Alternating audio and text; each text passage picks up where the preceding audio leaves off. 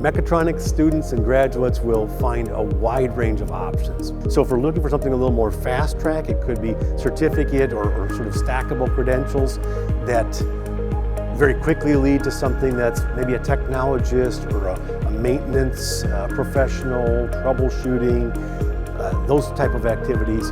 But it can also ramp upward. It can be an associate's degree, and then a student could even decide to continue on. It might be a student that's continuing on directly, or they're out in the workforce, and maybe their employer is even being supportive and encouraging them to go continue on. Everything that I'm learning here has to do with the next steps of my job is. So it's like I see other people going through here and moving up, and that just gives me aspiration to do it myself and advance my career.